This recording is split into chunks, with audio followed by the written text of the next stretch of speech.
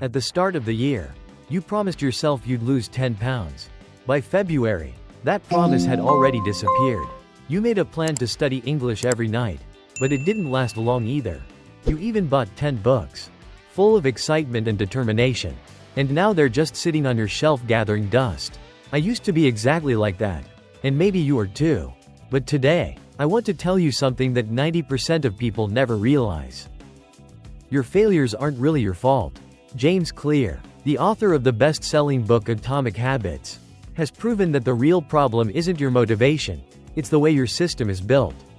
And the magic is this: if you improve just 1% a day, everything changes. This is the 1% rule, the power of small improvements. And James Clear said a line that completely changed how millions of people think. You don't rise to the level of your goals. You fall to the level of your systems. It sounds abstract, but here's the simple version. No matter how big your goals are, if your process is wrong, you will fail. But if you get just a little bit better each day, by the end of the year you'll be 37 times better than when you started. And the opposite is also true. If you slip by just 1% each day, by the end of the year you're almost back to zero. Look at Olympic athletes. The difference between first place and second place is sometimes only 0.01 seconds. But that tiny difference is built over thousands of training sessions. Tiny improvements made every single day. And on the day of competition, that one small edge decides who gets to stand on the podium with the gold medal. That is the power of atomic habits, tiny actions done consistently that eventually create extraordinary results. Most people only set goals. That's where things go wrong. They forget the system behind the goal. A goal is like a destination on a GPS.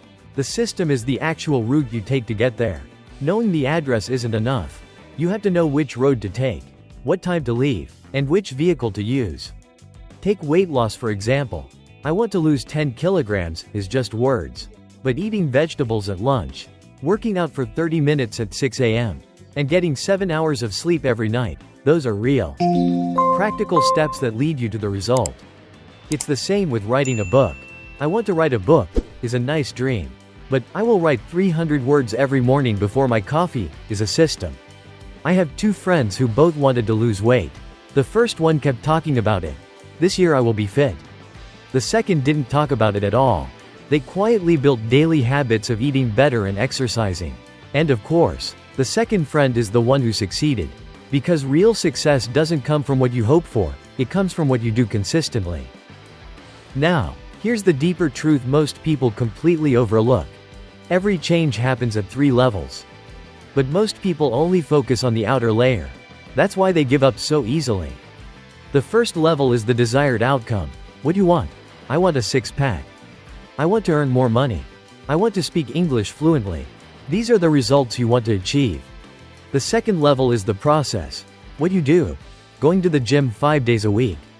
Working a side job. Watching English movies every night. These are concrete actions, better than just wanting something.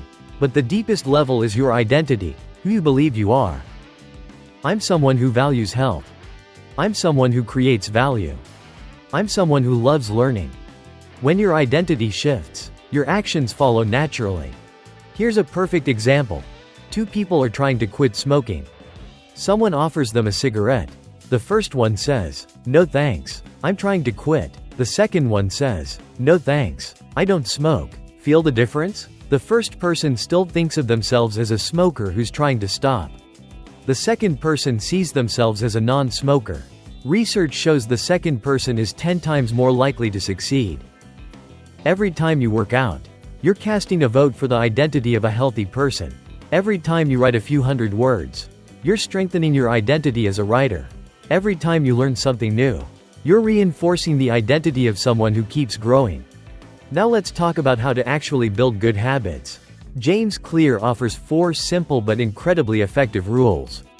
The first rule: make it obvious. Our brains respond to cues from our environment. If you want to read more, don't hide the books, leave one on your pillow. If you want to exercise regularly, put your workout clothes by your bedroom door the night before. If you want to drink more water, keep a large bottle on your desk. A smart environment is always stronger than willpower. And if you want to break a bad habit, make it harder to reach. If you spend too much time scrolling social media, remove the app from your phone or put a difficult password on it. The more friction you add, the more your brain resists doing it. The second rule: make it attractive. The brain is always searching for rewards.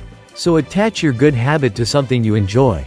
I hate running, but I love listening to business podcasts. So I only let myself listen while running. Now I actually look forward to my morning jog.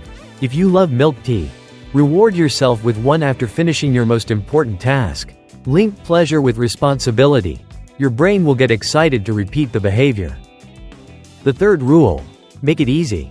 This is the famous 2-minute rule. Any new habit should take less than 2 minutes to start. Want to go to the gym? Don't aim for a 1-hour workout right away. That's intimidating. Just put on your workout clothes and step outside. Want to read more? Don't try to read 50 pages. Start with just opening the book and reading 1 page. Once you start, momentum pulls you forward. But if the habit feels too hard from the beginning, your brain will avoid it. The fourth rule: make it satisfying. Our brains need immediate rewards. After finishing a workout, mark an X on your calendar. That growing chain becomes motivating. After studying, allow yourself to watch a short episode of your favorite show. When you finish a tough task, reward yourself with something small. Each positive reinforcement releases dopamine, which tells your brain, do this again. Now for the fun part: you can use these same 4 rules in reverse to break bad habits. If you scroll Facebook too much, remove the app from your home screen so it's annoying to access. If you want to quit smoking, set a picture of damaged lungs as your phone wallpaper. If you want to stop overeating, put an image of obesity on your refrigerator. If you want to reduce your TikTok time, log out after each use. That extra step makes your brain pause and reconsider. And if you really want to break a habit, attach consequences. Every time you eat something unhealthy, put a small amount of money into a box and donate it at the end of the month. The pain of losing money makes you think twice next time.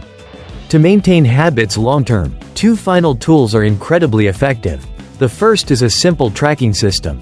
Take a piece of paper, draw 31 squares for the month, and color 1 square each day you complete your habit. When you see a streak of 10 days, you won't want to break it. The second tool is the golden rule: never miss twice. Everyone forgets. Everyone slips. Everyone gets busy. Missing once is fine. Missing twice is where the downward spiral begins. If you skip exercising today, that's okay. But tomorrow you must return, even if only for 5 minutes. Successful people don't avoid failure, they recover from it quickly. There's a quote from Atomic Habits that stays with me: small changes don't seem to matter until they do. And when they do, they matter a lot. You don't need to become perfect tomorrow. You don't need superhuman discipline. You don't need to transform your life overnight. You only need 3 things. Improve 1% a day. Build a simple system that fits your lifestyle. And trust that every small action is bringing you closer to the person you want to become. A year has 365 days. If you start today, next year you'll look back and be amazed at how far you've come. But if you keep delaying, next year you'll wish you had begun today. The choice is in your hands.